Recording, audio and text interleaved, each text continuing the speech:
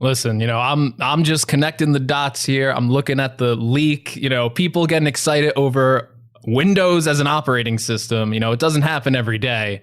We always in this industry, there's always oh, is this a controlled leak kind of thing? And it's kind of nah, that doesn't happen. Man, if this did not feel like a controlled leak of hey, let's build up excitement by leaking Windows 11. It was this slow rollout where all of a sudden I'm seeing screenshots.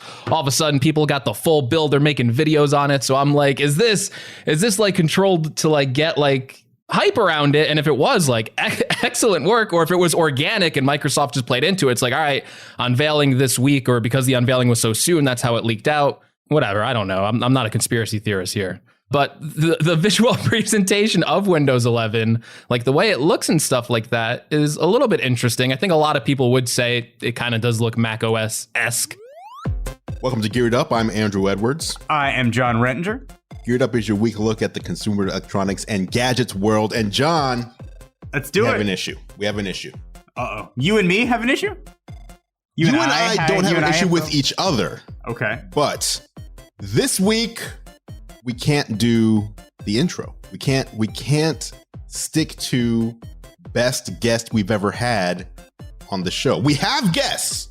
Now, why is that, Andrew? Let me tell you the reason. First of all, I said guests plural. That's right. For the second time ever in the history of this show. It's true. We have two guests instead of one. The only other time we've done this was with executives from Microsoft and Samsung. Now, that may lead you to believe that we have similar talent on this show this week, but alas, we do not. We've got... The reason that the show is happening is because one of the two guests has been chasing me for about 2.5 years. I made a promise. 2.5?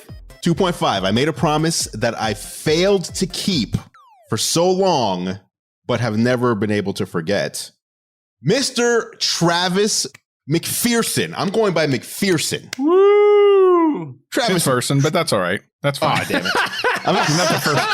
You're not the first person to get it wrong, so Fair it's fine. And Mr. Greg McFadden, the two Micks in the world of podcasting. They are the hosts of GadgetCast. They are also independent content curators like we are. Facts. All facts. But their podcast is not superior to ours. And so therefore... For the record, I would like to clarify, I am not an independent creator. I am bought out by everyone. If you watch a video from me, it is completely shilled and bought out. So don't trust a word I say. There you go. And that is Greg. Full disclosure. Greg bringing the honesty, which I appreciate. Travis, how you doing, sir? I'm doing good. I'm glad. This is actually the first time that Greg and I, as a duo, have done a podcast. We've done interviews and stuff since, but never as a duo. This is literally the first time we've ever done it. And we've had people ask, but we've just never done it. There we go. Well, here it is. I'm making it happen as a make good for the invitation I gave you back in, I think it was the late 1990s. Something like for that. us to be on a show together. We're finally doing it right here. GadgetCast hosts. Exclusive. Sorry, Waveform. We don't return the emails. Exactly. You don't return his phone calls. So no, it's cool. It's cool to have you guys here because, like I said, we've only done two guests one other time, and that was more of obviously a corporate and sponsored thing. I'm curious to see how this is going to go. It's four people, four very opinionated minds coming together for a show. In fact, John, are you still here? John is still in disbelief as to what's happening. I'm flabbergasted, and I don't know how we're going to get through four separate opinions. I'm going to have to go just contrary to everything. I tell you it's going to go. Here's how it's going to go, guys.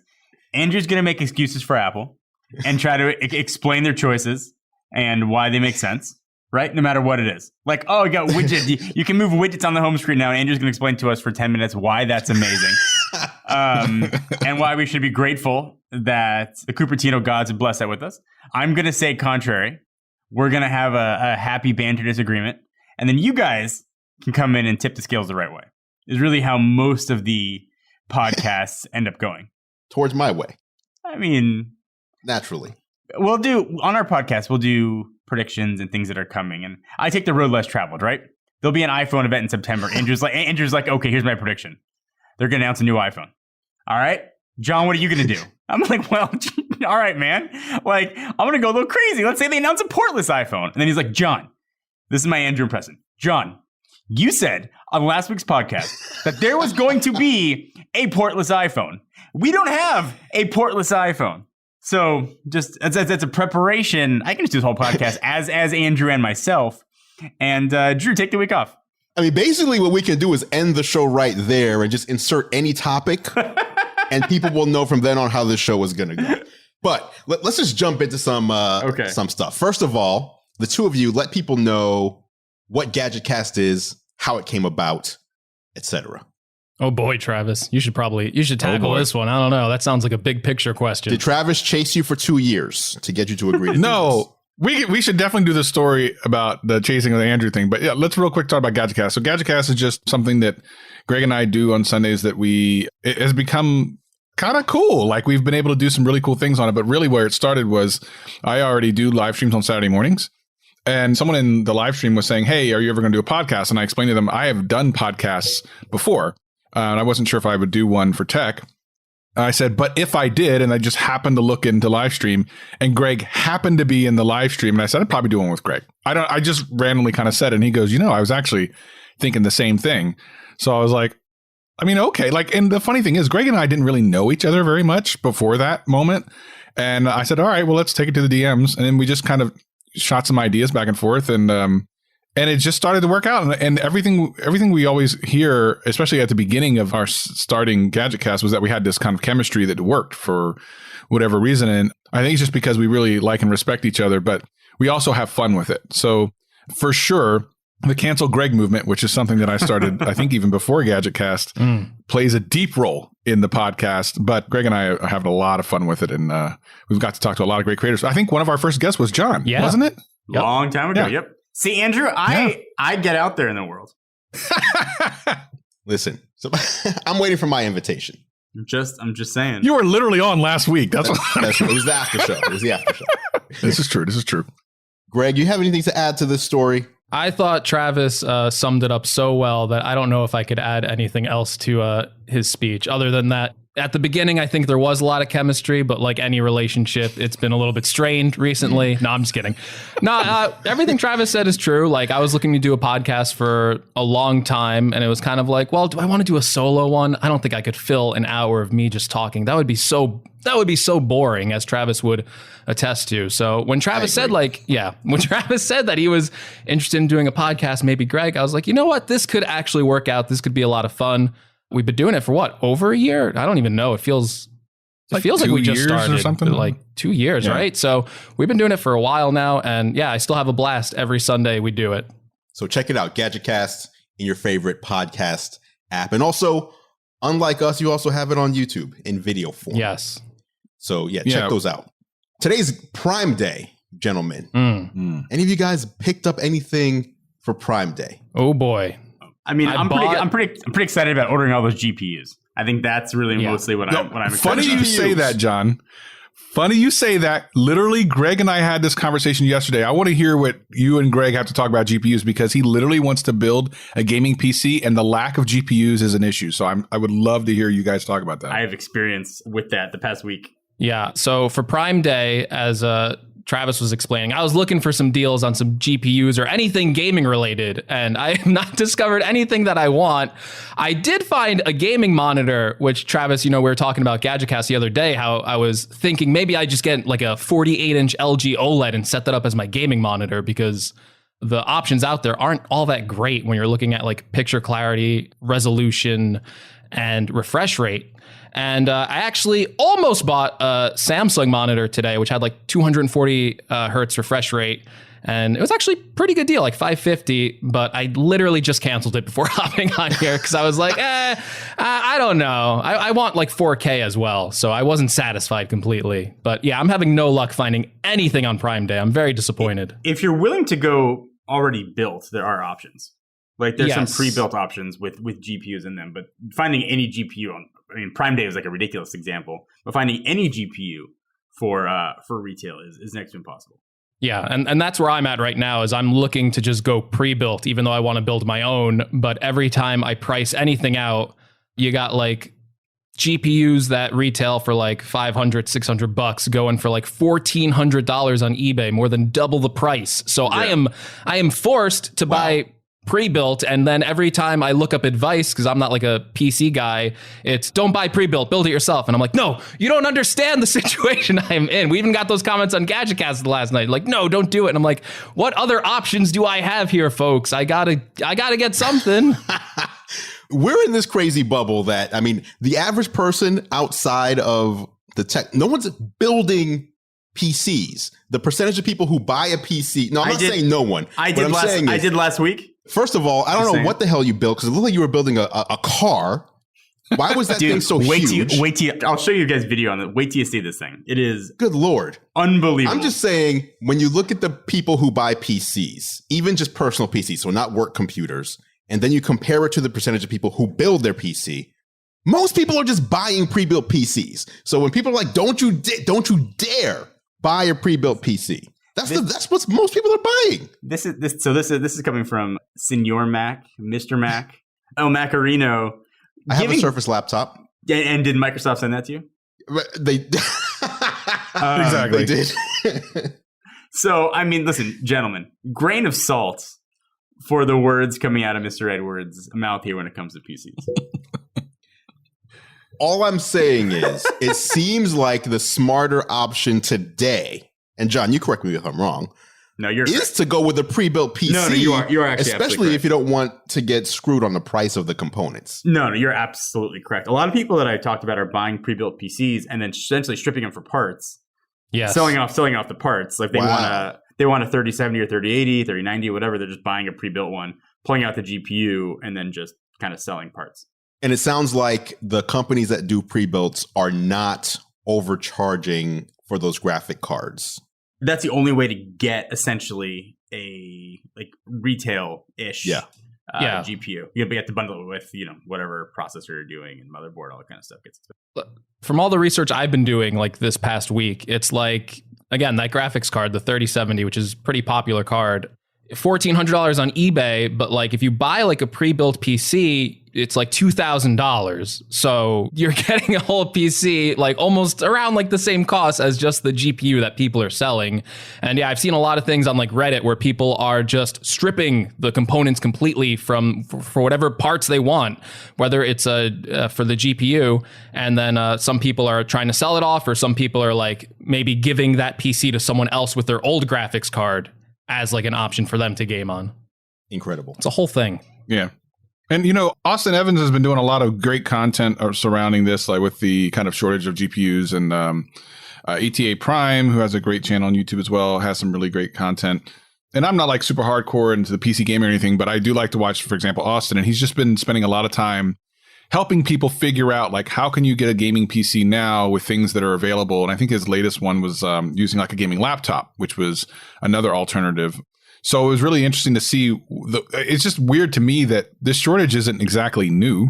It's actually been going on for a while. Like ever since cryptocurrency started, there's been like this weird shortage. And the fact that they've never been able to catch up really is confusing to me. I can't even understand how that has happened. I understand COVID definitely put, a big dent in it, but they were behind before COVID. So I don't understand how that industry is lacking in its production. What I think would be very interesting to shake up the entire industry, if they ever decided to do it, would be if Apple came up with their own gaming level GPU. Like, that would be interesting, because even if it only performed as well and not outperformed NVIDIA or AMD or something, it would definitely put a fire under them, because you look at what the M1 has done to Intel and AMD and how they're kind of looking at it like, oh crap, like this company who should even be competing with us is beating us in benchmarks. Can you imagine if they came out with a GPU in a GPU strapped market and said, well, we're going to bring out something that probably be stupid expensive, but it'll probably use less power and it'll probably do as well, if not better, than some of the ones you can get now. And then let's change the game. I think that would be compelling. I don't think so. It's an interesting argument. Apple's going the way of cores, and I don't think dedicated GPUs anymore.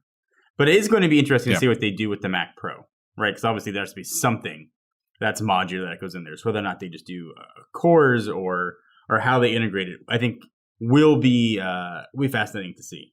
And as somebody who just built a PC using a 3090, I can attest for like the difficulty of securing those cards, securing the components that go into it. I mean, I haven't fought harder to get something than that graphics card. And I've been doing this for a really long time. I mean, I've gotten iPhones at launch dates. I've gotten consoles at launch dates.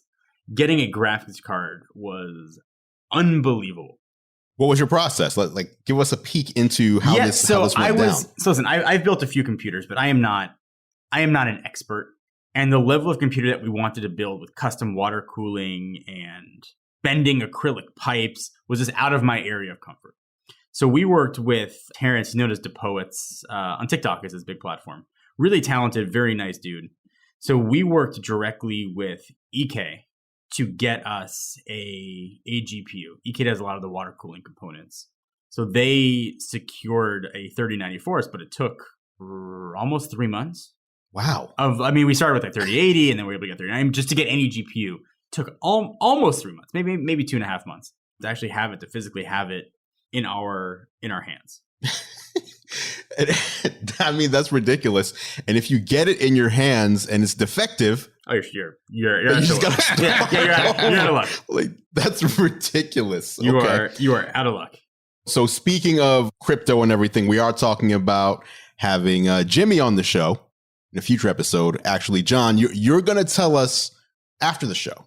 You're going to show us what you're doing over there, and then we're gonna get more educated on this topic. Yes. We're going to come back in a future episode and show people how this works. And it's going to kind of explain why this is happening and what's going on. It's not just all of a sudden people are into gaming and that's why these cards are hard to find. Most people that want them for gaming can't get them because the people who are buying them are mining crypto. But speaking of PCs, Windows 11 is coming up. It is. You guys seen this? We've got the leaks happening. Yep. People are installing it on like pre-release versions. Microsoft has an event coming up later this week. What did you think? I'm not even going to say anything. Okay. I'm going to let you guys talk. What did you think when you saw the visual presentation of what Windows 11 looks like? Well, Greg had a really interesting theory about this. And at first, before he said it, I wouldn't have thought about it. But the fact that a leak happened so close to the announcement, I almost wanted to buy in on it. Greg, you want to tell them what you said on the other day? Listen, I'm just connecting the dots here. I'm looking at the leak. People getting excited over Windows as an operating system. It doesn't happen every day.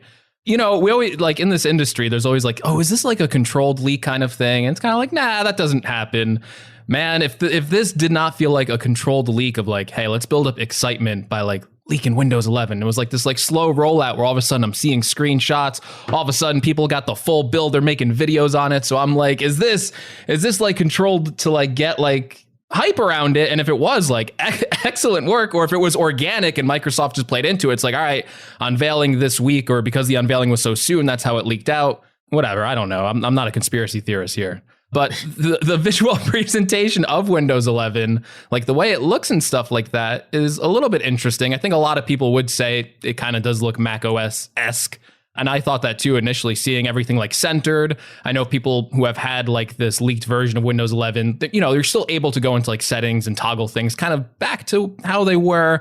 But definitely from the startup menu of Windows 11, it does look like Microsoft is trying to lean in a bit more to Apple design language, which is interesting. It's also interesting that, I didn't know there was going to be a Windows 11, because when they did Windows 10, they kind of made it sound like, hey, this is the last version of Windows.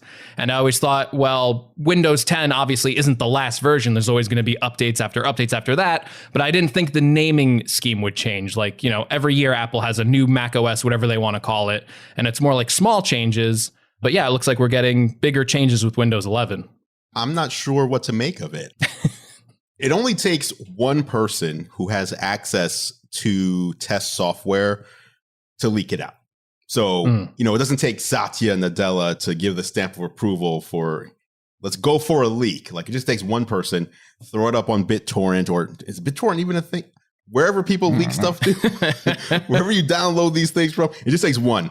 I thought the same thing, though, when I saw how it looked, and it's not a knock on it, but it did seem to borrow cues from what we see in macOS as far as shapes of things, color schemes, and of course, it looked more like a dock and less like the Windows taskbar that we're used to. I'm curious how recent of a build it is. Like, did we see everything that Microsoft plans to show us?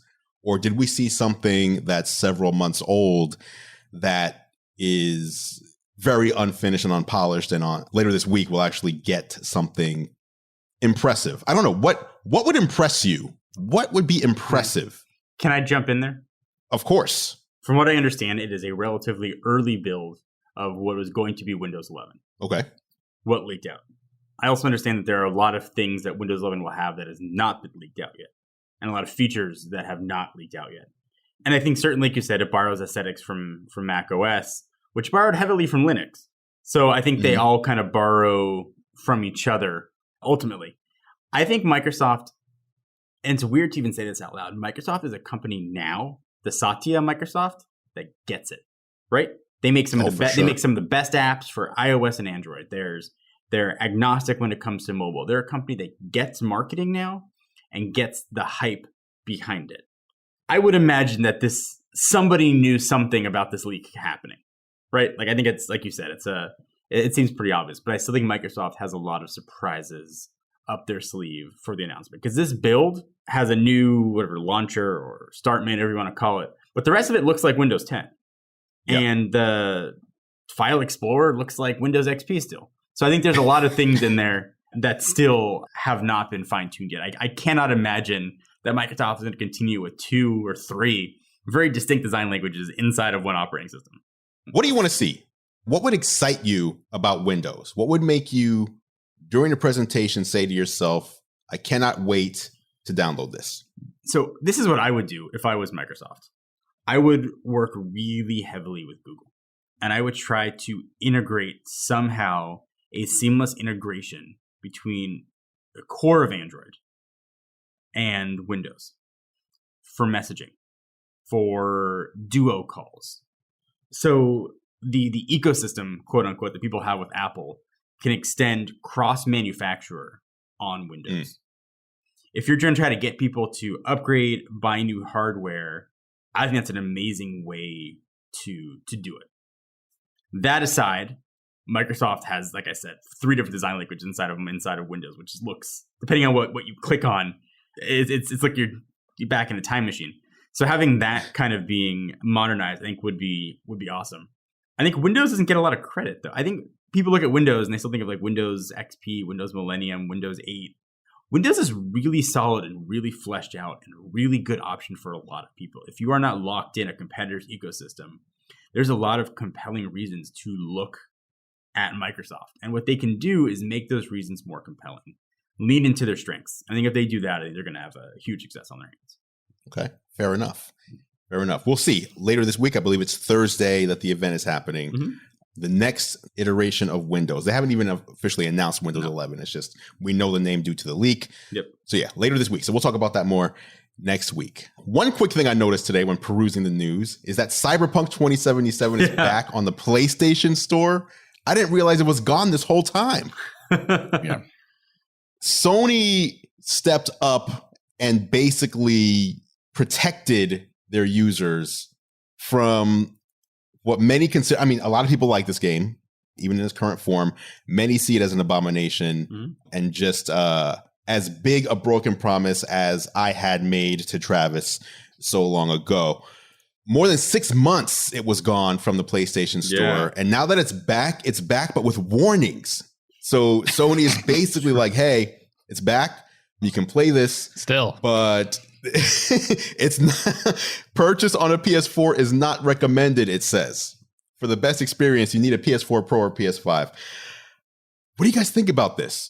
So I only knew that it was back on the PlayStation Store about an hour or so ago. So I just found that out about. But I also have been kind of looking at it from a distance because I'm waiting for the next gen patch before I even play it. Yeah, I haven't bought anything. Here. I'm just waiting for that. Then I'm just going to play it then. So my experience is going to be way different than everyone else's. But it's got to be like one of the first times that I can remember where a game got pulled from an entire store. Like that is, and by the way, the worst of the two, because there's so many more people on PlayStation platform than Xbox. That's like the worst of the two. If you got pulled from Xbox, I mean, I would hate it, but it for the most part, it's still, you know, dropping a bucket compared to PlayStation. So that was the worst of the two. But I've been watching the performance videos from like Digital Foundry and stuff. And when it first came out, I don't know how. I mean, it later came out, obviously, that the executive board was more focused on the PC version, which came out kind of fine. I mean, there was bugs, but I mean, at least performed fine as long as you have the right hardware. And just completely ignored the console, which is really very interesting. And a lot of, reports came out from developers and stuff saying they would be overworked and that, they were trying to bring up these issues. And of course, they lost a lot of stock. All the things happened. Yeah. It's got to be one of the only times in history where something like that happened. I think the closest thing we can think of would be No Man's Sky when it came out and people didn't really like it, but then they repatched it and it has a new life now and people love it. So people are hoping for that arc. I don't know that we're going to get that from Cyberpunk. So much money has been spent and lost. They made a lot of money too, in fairness.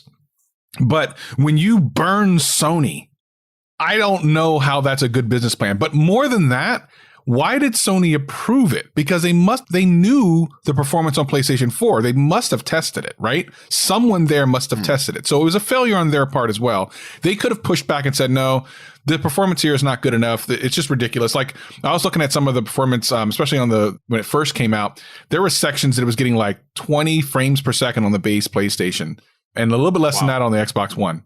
That's like, well, who plays a game in 20 frames per second? I know that some people love their video in 24 frames per second, but video games, no. So to me, it was a failure on both parts, but a really interesting story. We'll see what happens by the end of the year. They've already pushed out dates for the next gen patch. It's a hot mess. I'm glad I don't work there. Wow. So I bought the game at launch, very quickly felt that it was not worth it, and said to myself, I'll wait for next gen. I didn't realize the next gen patch was going to be like a year out from when I thought it would be like a couple months, but I never went back to it just because of how frustrating an experience it was. And at this point, it seems like this is not a game I'm going to play twice.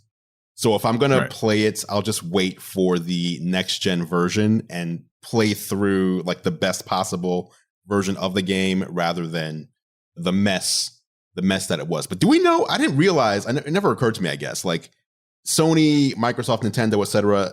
I didn't realize that they test performance of games prior to them releasing. I just figured it was more, we pay a license to be able to be on this console and then we release a game and people buy it or don't buy it. I can only really speak for Microsoft because I've had experience with like their playtest stuff.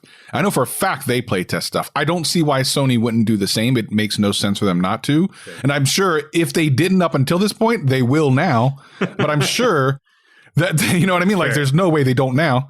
But I know that at one point, I don't know if it's still the case, but Microsoft was like charging to do patches at one point. Like if you needed to patch your game, they were charging for that.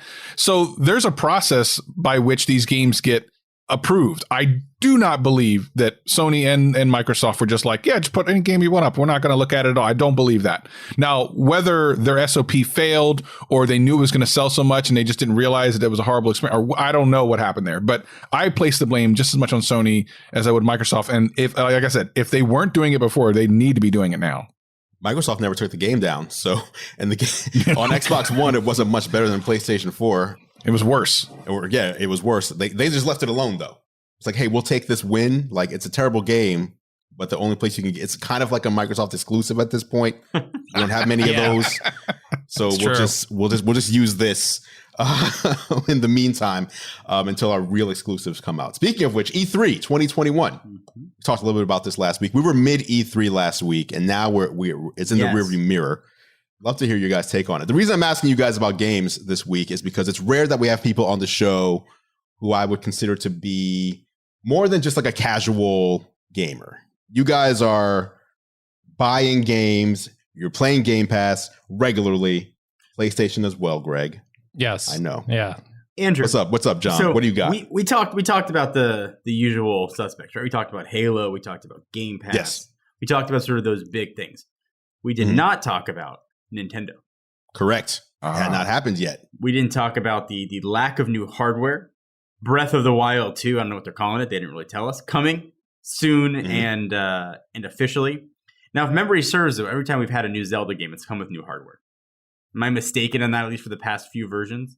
I think you're correct. Skyward Sword, Breath of the Wild. Wii U. So I would imagine that probably by the time Breather of the Wilder comes out, we do have this rumored new Switch hardware. I'm curious, you guys, what is your thoughts on Nintendo sticking with the current Switch hardware? Does it not even matter that Nintendo has this so dialed down that they're, 4-year-old hardware? You still can't buy it. Yeah, right? That's true. Yeah, Like, I really don't think it matters. Like, it's been selling out consistently for a very long time. Like, Nintendo Switch sales are doing excellent, especially when you compare it to the Wii U, which was a total flop. So I think they're very happy with what they have with the Switch. I think they're probably very happy that they haven't had to do any sort of console upgrade yet, and proving that people kind of care a lot about experience that the Switch offers that's so unique compared to whatever Sony or Microsoft is doing, that they don't even need like cutting edge graphics or anything. I don't even know if this rumored Switch Pro, if it even is going to be a focus on, the graphics or the resolution's better. Maybe it would be 4K, which would be nice. And then, graphic wise, all the assets would be the same. But if you dock it into your TV, you get a 4K mode. I heard rumors that maybe it would have like an OLED screen, which I would totally be into. Like, I am the market for the Switch Pro. I would buy it day one. But I think most of the, as Andrew's talking about, people who buy pre-built PCs, I think most people are just trying to get their hands on any Switch they can right now, whether that's the regular Switch or a Switch Lite, which both sell out like all the time and are hugely, hugely popular. So I don't think they need a Pro model, but I think like the enthusiast market, which it's not as many people, they definitely want it. They definitely want this upgrade. Yeah. I just wonder like what features they'll focus on, because I'm not sure. I'm not really too sure about it. I just want Breath of the Wild too. I don't care what console it's on. yeah. I don't care if it's on the Switch. Like, I think that was like the greatest Zelda game I'd ever played. One of the greatest games I'd ever played. And I cannot wait for a sequel. I'm going to go back to an argument I made last week regarding Apple. See? And the lack. I told you guys. The lack of the pro apps that you were hoping to see at WWDC. I think similar to that, with the Switch Pro, and even with the first Switch, the current Switch, Nintendo did not want to announce that at E3. They wanted to have their own, basically all attention on us. We're doing an event on whatever X date. No one else has an event that day, and it's going to be Nintendo Switch Day. It's not going to be, you're still talking about what Xbox was saying the other day, and some people are wondering what Sony's doing because they didn't come. No, this week or this day, it's going to be all about the Switch. And that's what they did last time. Mm-hmm. And I think they'll do it again. Like Nintendo, I can't remember the last time I went to a Nintendo like in-person presentation. I think they've just kind of stopped doing that. The last Switch was a day of pre-recorded video presentations. I think they'll do the same next time. And they want it to be closer to when it's ready. I think Nintendo, like Microsoft and Sony are like, hey, here's a console. You can buy this next year, right? Nintendo wants to be like, here's a console. You can buy this in 2 months. Yeah. Pre-orders start today. So I think that's just it. I think it's coming, but it's just too early at this point, and they'd rather have all the attention on themselves rather than do it during someone else's event. Makes sense. Is that something that they've done in the past? Have they usually waited? The last Switch was also the same. It was just like, hey, Nintendo's going to have an event on Tuesday, and you tune in like on YouTube or whatever, and then, oh, there's the Switch. Like, they've stopped doing the in-person media events for several, I don't remember how long ago it was, but I feel like it's been like 5 years. So they really are all about just making videos and putting them out there, and you just kind of watch the video live, and that's it. Well, I think this year, if anything, or this past year, Apple showed us that it can be done well. I will give them that. Like, and it even, I think, brought Samsung's game up quite a bit, because Samsung, when they first tried to do it, it was kind of, I think, underwhelming last year. But after Apple threw out a couple of those kind of press conference things during COVID, and it was like, wow, that was just really well done. And they continue to do it to this day. Even Samsung's events have been kind of really good. So I think the art of the remote presentation, there's something to that, especially since you don't have to do, kind of get all these people into town and out of town and what time and all the things. And plus you can control what have in previous times been some embarrassing moments, like, hey Siri, do this, and then Siri doesn't do anything. You know what I mean? Like, you're controlling those live moments that sometimes would mess up in a presentation to no longer mess up. You just have a great smooth presentation for everything. Which I do like. It's weird. I feel like these have been better than the in-person events from a presentation standpoint. Way better. Way better. Mm-hmm. And I think a lot of people have this opinion. What happens going forward, though? Do they just go back to the old way? Is there some hybrid? Like, you don't just take something that many people consider to be much better and throw it away, do you? And just go back to the old version? Or is that just what we expect? I think it stays like this. I really do. I think it stays pre-production. I think the question marks are eliminated. The what happens if things fails that can destroy a product, can destroy a stock price, are totally eliminated, right? If Apple unveils iPhone 13 on stage in front of people live, or any company, and let's say like something crashes, right? So when something happens and it crashes, that's the entire narrative on that phone for at least like 6 or 7 months, right? There are jobs on the line, stock price. Like, Apple's eliminating that, and they're giving people who are watching, I think, a better product. So you're eliminating the people who can go and like film there at the event, which is obviously fun, but that's a small subset of people. And then not only that, John, to your point, a lot of those hands-on day of videos aren't really informative in any way above and beyond what you just watched. So since you're already sending it out to a group of people who will have the video out the next week, and they tend to be much better produced and much better, more information, I agree with John. Like, it just makes more sense to just continue to iterate on this. I know they bought that, what was that, the presentation, that area where they do all the presentations or whatever, but I guess they probably use those for like company meetings. And to me, it would make there is inherently more risk going back to live. 100%. There'll be something interesting about it. You could have some cool things happen, but at that point, what are you gaining versus what are you risking? Yeah. I feel like Tim Cook coming out to applauding Memoji almost felt like a precursor. Like, hey, we're getting back to this. Not saying that that's my opinion that they should or shouldn't, but it just seemed like the first few that it was empty, or he wasn't even in the theater, and now it's like we're back in the theater. There's crowd, obviously fake crowd noise. We're almost there, guys. If you want to have hands-on and demos and everything, you could always bring people in and just play, right? Mm-hmm. Just play the movie basically, and then have your hands-on and have your demos and have your interviews, etc. afterwards. I do like the hands-on stuff, but honestly, it's just because I just want to get my hands on it ASAP. I don't want to wait. Yeah. So, but that's really the only benefit, because I think we all know, or most of us know, the travel time to this stuff sucks. Especially if you're flying in, like so you take the time to fly in, you got to get your hotel. The next morning is an event. You go to the event, you record stuff. Now you have to make the choice. Do I stay in town to start editing immediately, or do I catch a flight back home? It's just so much of your time is wasted. And I feel like when they just ship stuff to you, okay, we just announced this, we'll have it to you by tomorrow, 10 a.m., or they promise 10 a.m. and then FedEx is a failure every time they come to my house. Hey, we're sending this to you tomorrow. The embargo is the day after tomorrow. FedEx will not get it to you until 9:30 p.m. Enjoy your all-nighter.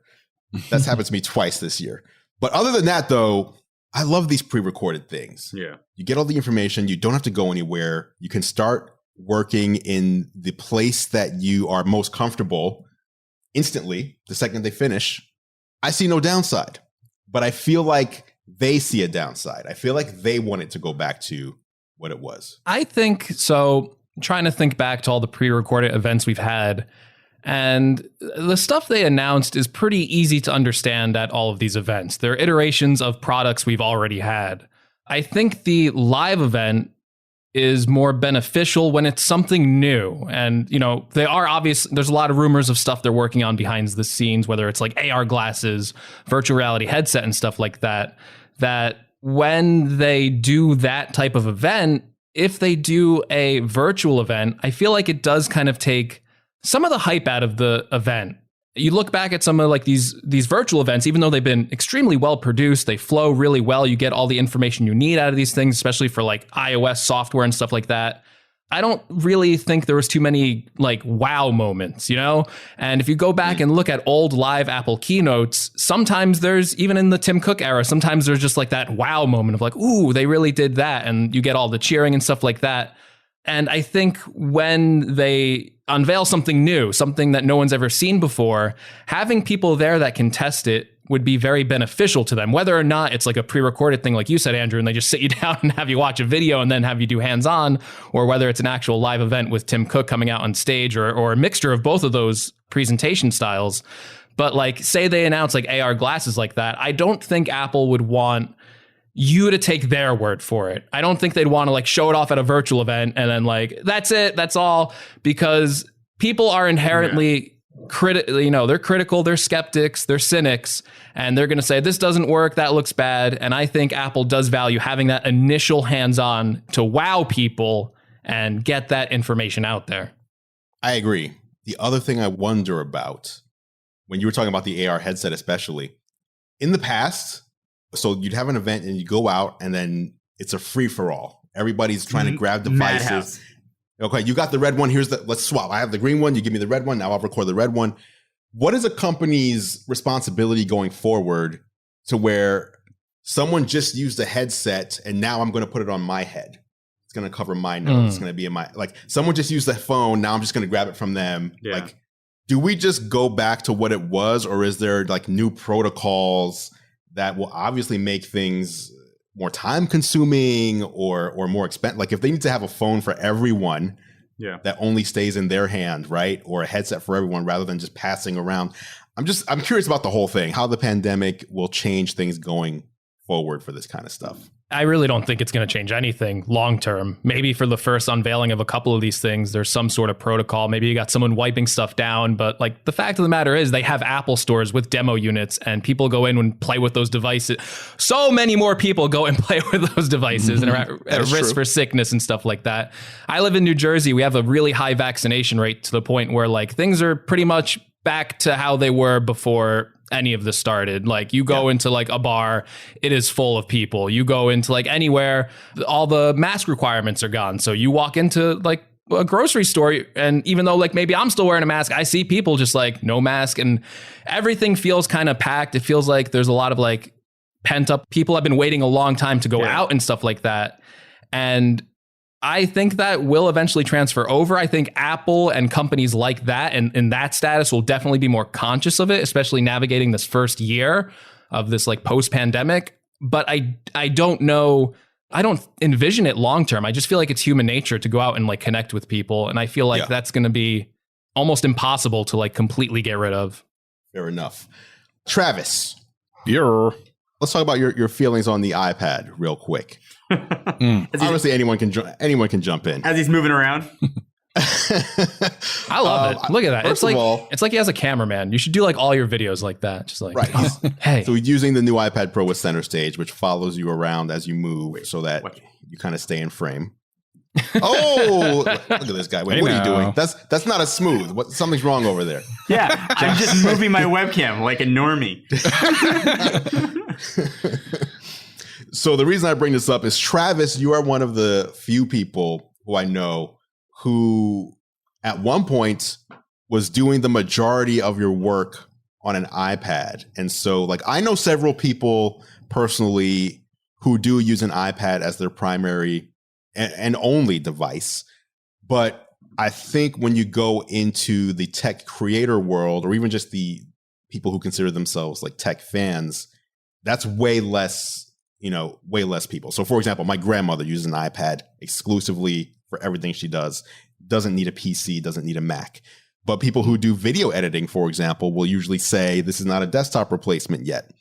And you spent some time basically managing your channel all from an iPad. So I wanted to get your thoughts on how that went for you back when you were doing that, and also your thoughts on current iPad and your disappointments with WWDC. Well, so I still edit all my videos on my iPad Pro. That came from a meeting with Jonathan Morrison when I visited him in California a year and a half ago when the iPad Pro 2018 came out. And he told me, he was like, yeah, you can edit your videos on iPads. I'm like, what? Like, it just had never crossed my mind. And then, I started playing around with LumaFusion, and it has improved over the last couple of years.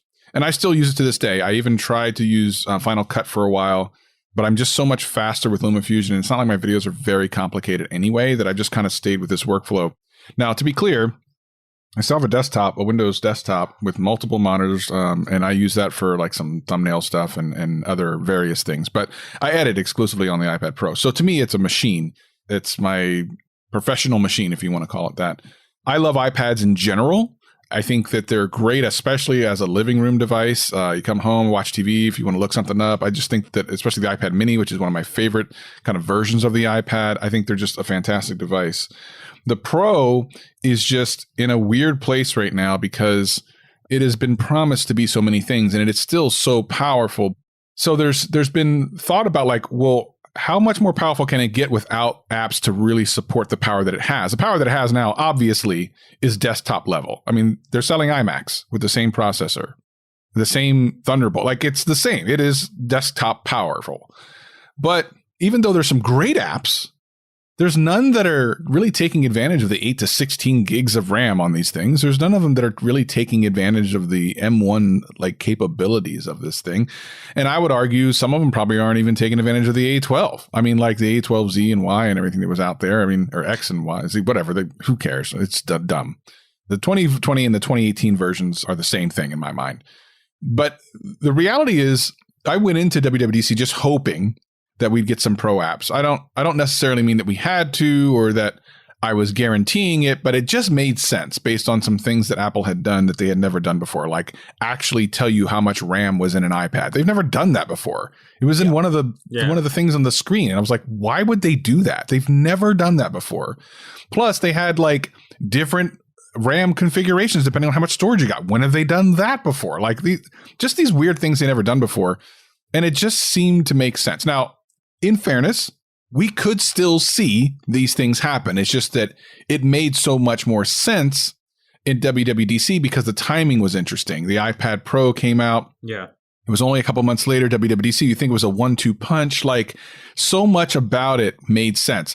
Final Cut already exists on an M1 as far as like MacBooks and stuff. So everything seemed to line up. And when it didn't happen, I then looked at the iPad Pro differently, especially the 2021 version, because it's so expensive now. I mean, I'm not going to even talk about the 11-inch because it's the same price, so it's not that bad. But I'm always thinking about 12.9 because that's where they put the mini LED. Like, that's all the things, right? That's the one. And it now makes no sense, especially from a price perspective. You might as well get a refurbished 2018 at this point, because 99% of the stuff you can do on 2021, you can do on a 2018. And unless you're doing, I mean, I don't even know what to say. Like, I would say less you're doing this, but that's not like Jonathan Morrison has shown you many times what you can do in the 2018. He shot a video he never released that I saw some great stuff from. I'm like, this is amazing what you can do with it. And they're just, it now to me makes no sense. I almost feel like Apple has painted themselves into a corner because I can't figure out a way to show the performance gains on the 2021 versus the 2018 and make it look significant. When I did some export tests just between the 2020 and the 2021, I think there was a 3-second difference or something in LumaFusion. Like there's just no, I can't justify it to anybody. And that was the biggest disappointment for me because I felt like, oh, this is great. And now the potential's there. And then nothing happened. So for me, I'm disappointed. I have no interest in getting the next version. Like, I will probably sit on this version for a while. They can't do anything without giving me more software to take advantage of the hardware that I'm going to care about the next version of the iPad Pro. So right now, I'm telling people, if you can get a great deal in 2018 or 2020, do that. So this is where Andrew jumps in and says, but OLED on, but mini LED, but the camera moves when you move. Those are upgrades that matter to people. And Apple knows that people want these things. Have you seen what the mini LED or the screen looks like when it's showing true HDR content? It's mind-blowing. Have you seen this? People need it. Apple gave it to us. I looked at it and it is great. But the thing is, like, who's paying over $1,000 for that? And who's paying $2,000 for the top end? The only reason that $2,000 for an iPad ever made sense to me are that people that would buy that would make money with it because it's a tool. Yep. Yeah. And those people need different tools than what are available right now to make a $2,000 expense on their business to go, I'll take this over a MacBook Pro that's fully fleshed out that I can definitely make money with. Like, it doesn't still to this day, it makes sense to me. All right, Andrew, go ahead. Explain it. Explain No, why Apple is omnipotent and they know. I have no explanation. I have no explanation. My only explanation, the two things I would say are, number one, release new hardware whenever it's ready. So the 12.9 inch is more expensive, which is a departure from several iPad Pros in a row. So if you were spending, is it $799 that the 11 inch starts at, I believe? Yep. If you were spending $799 5 months ago versus today, you're getting something better for that same amount of money. So put it out there so that people are, that same amount of money, they're getting something better. The software experience and the hardware experience are two different things. I think the hardware experience is an improvement. The software experience that we saw with iOS 15 is an improvement, but it's much more of a minor improvement. I think things like putting in 5G, putting in a Thunderbolt port, putting in the new display on the larger iPad, the new processor, those are all great improvements. But like Travis said, and I kind of agree, software defines what the hardware can do, right? Like software is what you're experiencing. You don't really experience hardware, experience software. So the only thing I said to John last week, though, was this was just like Nintendo told us. Nintendo and Apple have a lot of correlation between them. Just like Nintendo told us before E3, this is a software event. They said that. This is a software event, guys. Apple, WWDC, this is an operating system event. Like, we're going to show you the operating system and we're going to show you all the new features inside the OS that you can develop for and the APIs. I would not expect to see, for example, Final Cut Pro at a WWDC. I wouldn't expect to see a new version of Logic. I do expect to see them. And if they don't come out, I will be very disappointed. Andrew, hold on a second. Go ahead. Final Cut Pro, Logic, what are those again? These are apps. And apps are? Software. There we go. So software event. I said this is an operating system event. This is an operating system event. You said this is a software event. Software dictates. That was Nintendo. Software dictates what the hardware can do. You're arguing. Nintendo. See, this is the Apple apologist side of it, right? Like, no. I'm saying we know what WWDC is. I didn't mean that software. I meant this software. I didn't mean that particular software. I meant the other kind of software that they run. I'm just saying. Calling it like I see it here. I feel like two things. Number one, the vast majority of people who were disappointed because they wanted to see Final Cut and Logic. Sure. And some other people who wanted to see the new MacBook Pro, of course, which we hope to see.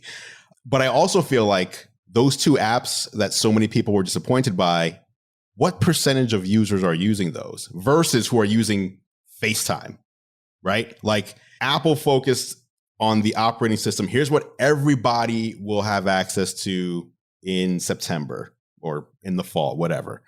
Again, I hope to see these things. I would love to see them, and I would hope that I don't need to relearn anything to use them, because otherwise I probably wouldn't use them. But I want to see these as much as anyone else. I would be surprised to see them at WWDC. That's my only point. They've never done this. I think it's a fair point not to expect Final Cut or Logic to be at WWDC. Like, you're right about that. These are software features for the operating system. And yeah, these are just pro applications. You don't need Final Cut to run. That's not going to make the iPad run, or it's not going to do live text features. It's not going to do anything cool with FaceTime. And Final Cut and Logic are, in the grand scheme of things, a few people care about these apps, like I don't even know if it's that high, 5 or 10% of your customer base. Who knows how high it really is? It's an important part of the market, though, because it's iPad Pro. I disagree wholeheartedly with both of you. Even if nobody is going to use Final Cut on the iPad, it improves the perception of what the iPad can do. Does Audi need to sell the R8 Spider? Nope, absolutely not. Few people are interested in it, but man, look what Audi as a brand can do. That thing is fast. If people can edit on Final Cut on an iPad Pro, man, me watching Netflix on my iPad Pro is going to be a beast. That's going to get me pumped to get this thing, right? Man, if that 2020 iPad Pro can edit 3 streams of 8K, man, like, Hulu's going to be amazing. Maybe I should get the Pro version. Maybe I should spend the extra money for it. There's an argument both ways. And to say because the company has never done something It's never going to happen again. Apple had never done a virtual event before. They did a virtual event before. I think using past precedent for future events is a little bit silly. But I also think buying hardware based on future software updates is also silly. Yeah, For sure. Yes. definitely. And as Tesla owners, we can all attest to the idiocy of that we've all fallen into. Apple never promised pro apps. Apple never told us pro apps were coming. We are assuming and we are hoping. And while certainly I am disappointed, and I think WWC would have been a great place to do it, they've never said anything. So if I bought the iPad thinking I was going to get pro apps, well, that's on me for the flip side of that coin. Here's what I 100%. think. Although here's what I thought, and I think I'm now incorrect.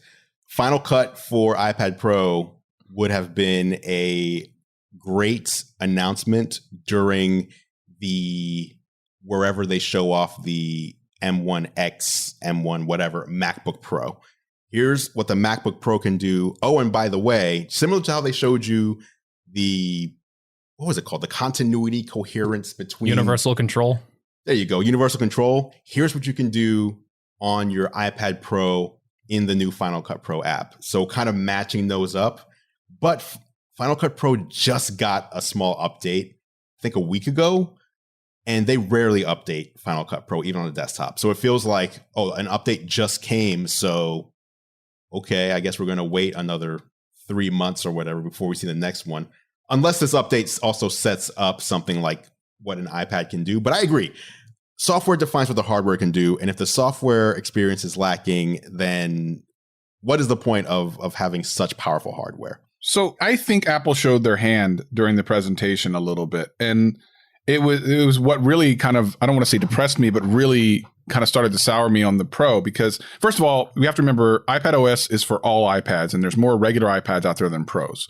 So I fully am willing to accept that, and that the vast majority of features need to, speak to those people. Totally cool with that. But you don't go charging all this money for this extra piece of hardware that's supposed to do all these things without giving it more features and functionality that's actually something you can make money with, and then call it Pro. Yet, in the video, it became little more than an accessory, as it became the end portion of that continuity thing. It was the thing it was at the very end. You were never doing anything to it. You were doing things from it. You know what I mean? Like, it was the smallest thing on the side. You had the MacBook, and then you had the iMac, and everything was kind of going across everything. And it was like the iPad was the little baby boy in the corner that's just kind of, may I have another, sir? And I'm like, bro, how is that the Pro of the three? It's the only one named Pro of the three that I guess they get a MacBook Pro, but you could do a MacBook Air with the same thing. And it very much showed me between that and then when they talked about, what was it, that software that you can make apps on your iPad now? The Swift Playground? Swifts, okay. When they talked about that and then even mentioned Xcode, but Xcode as if it lived somewhere else, that was another point where I was like, yeah, Apple thinks of this thing as an accessory, a smaller version of the larger thing. And it really gave me a mindset of they're never going to look at this thing as like a professional will use it for professional use. Those two things alone, to me, showed their hand, that they could have said Xcode on iPad, or they could have just ignored it altogether. But what they did is they said, hey, here's something you use instead of Xcode on iPad. And by the way, when you're doing all these cool things, you're doing productivity and you need multiple monitors, your $2,000 iPad Pro is a monitor. Great. Congrats. I mean, Travis, let me jump in here for some defense. All right. No, I think the one thing, I've heard that argument. I think the one thing a lot of people miss, though, is that these updates are for every iPad. So your iPad mini, for example, can do this too. They're showing the newest thing. But I think that kind of goes back to what is the differentiator software-wise? We know the differentiators hardware-wise. They're very obvious between an iPad mini or iPad Air or iPad Pro. We know the hardware differentiators. What is the differentiator software-wise? And maybe, I mean, quite honestly, I feel like there should be one, but there's no differentiator between a MacBook Air or a Mac Mini and a Mac Pro, right? Right. 10 times the cost, but they run the same hardware and do the same thing. It's just one is faster than the other. Like, this is just something I'm thinking of as I'm speaking. How do you differentiate the iPad Pro in particular? Mm-hmm. And this is one where John said, the past shouldn't dictate the future. And I feel like this is an example where it really should not. Just because all iPads have run the same software in the past. Mm-hmm. What are you going to do in the future to make the iPad Pro stand out from the other iPads? Aside from, I appreciate being able to plug in a Thunderbolt drive. Like I genuinely appreciate that because that's what I take with me when I go on trips. But I appreciate the display, but that display only kicks into HDR mode when I'm watching movies. Right. Not when I'm in Final Cut, or maybe it will with it. There is no Final Cut, so it can't do it when I'm in Final Cut. What do you hope to see them do? Like, what do you hope to see them do from a software perspective? I am totally okay with, and everyone else should be okay with, having a hard line in the App Store where, because it's already happens, where this software is compatible with this hardware. Final Cut is not compatible with anything else other than iPad Pro 2020 or later. And you should be okay with that because it should have to use, or the 2021 or later, because it should have to use the power that's in that piece of hardware. So to me, this isn't even like a thing to even think about. It takes care of itself. This software only works on this hardware.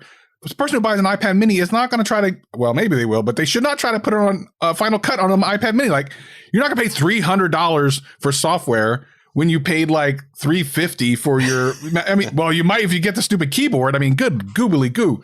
But yeah, I mean, to me, it just makes sense if you align these things properly, set the expectations properly, and it takes, I think it just takes care of itself. There. Is there even a limit? Like you're saying we should draw this line. And I know Apple has like an incredibly hard job to do because the iPad is like one of the simplest computers you can use out there. And I'm sure, you know, we're just a bunch of like 4 people who video edit. But like if you actually look at like the market of iPad users and like who's buying iPads, it's people who want like a simple computer that just works. I hate to use that because people use that all the time. And I'm sure even in iPad sales, it's not iPad Pro, which is selling like the most numbers. But again, it is that thing of like, what is Pro? Is it the best? Well, yeah, the iPad Pro, it's the best. It has the best display, best design. There's people doing impressive stuff on it, but it doesn't go far enough for a lot of people. Video editors and developers, I think, are probably the 2 biggest audiences where it's like, I cannot use that as my main device. But why? And then Pro features, if it's talking about Pro apps, I feel like, and again, nothing's promised. I feel like it's inevitable that there's some version of Final Cut that comes on the iPad Pro. I couldn't see why you wouldn't do it, especially now that the Macs and the iPad literally have the same chip. I don't know what kind of, how it'll look, how it'll be optimized for touch. I'm sure it won't look exactly like the desktop version of Final Cut. I don't see Apple is going, here's desktop Final Cut, here you go. It's going to be optimized for touch. There's going to be some differences there. But in the same breath, do they have to limit it on other devices? Because when you're looking at something like the iPad Air, is there that much of a difference between that and the Pro even? I know it says M1 now, but you know, this chip was going to be A14X or whatever you want to call it. The genius of Apple was showing this chip off in the Mac first and calling it M1. This was always the mobile chip. You're not getting desktop power in this iPad Pro. You're getting mobile processing power from the iPad on the Macs now. That's the way to look at it. So is there even a limit of why Apple couldn't bring Final Cut to the Air? Do they even have to make that line in the sand where like, okay, these are the Pro apps that can take advantage of it. Maybe they don't run as well as the Air because of RAM limitations and stuff like that. But, you know, Apple's sold MacBook Airs or MacBooks that have never run Final Cut well, but they still allowed you to, you know, open it up and maybe edit a short video on it, even if it wasn't the best experience. So I don't think they have to draw this physical line in the sand of, oh, you can only run these apps on the iPad Pro, because I feel like it would just be an artificial limit. Like all of the iPads that Apple sells, even that $329 iPad with an A12 in it, I mean, these are pretty powerful devices. Like they are more powerful than the Intel MacBook Airs that Apple used to sell. So I don't feel like there should be a limit on the software that can run on any of these iPads. With that being said, it's a difficult balance to walk with because you're selling a Pro product that is just as simple as the $300 product you sell. Is there a way to make the iPad Pro more Pro without sacrificing that simplicity? And I think there are a few things that they could do to win people over. I don't necessarily even have a problem with iPad OS, how it runs on the iPad, but then you start running into limitations. That Thunderbolt port they added is like a great big step. You know, Thunderbolt drives like super fast storage. Like I was showing in my video, like I had like an 8 gigabyte file. I transferred it in seconds. Like things that used to be problems on the iPad with like a lightning port aren't a problem anymore. But then you run into those limits of like, You plug this into a 5K monitor, all of a sudden you got the 4x3 display of a mirrored iPad Pro. Like if they could do something like Samsung DeX, where maybe it kind of gives you like a little version of macOS, I feel like that would kind of be enough for people to make it more of a pro device.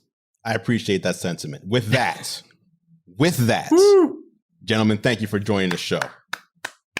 Thank Yay. you. GadgetCast, you can find once again Apple Podcasts, Spotify, anywhere you listen. Anywhere. Check them out if you want more expertise from Travis and Greg. And again, guys, thank you so much for joining us on the show. That's pretty much it. Thank you, guys. Thank you. And that is it for this edition of Geared Up. Thank you so much for listening. Of course, you can catch John and I on YouTube. I'm at youtube.com/gearlive and John is at youtube.com/John4Lakers. Feel free to head over and subscribe to our channels to stay up to date on all the latest tech. Speaking of subscribing, you can subscribe to Geared Up in your favorite podcast app if you haven't done so already. Just search Geared Up, that's 2 words, not one, in Apple Podcasts, Spotify, Pocket Casts, Overcast, or really wherever you choose to listen. If you like what we do, please consider leaving us a rating and review. It really helps other people find the show. Geared Up is a Gear Live podcast, and you can see more from us at gearlive.com. Thank you so much for listening. For John Rettinger, I'm Andrew Edwards, and we'll catch you in the next episode.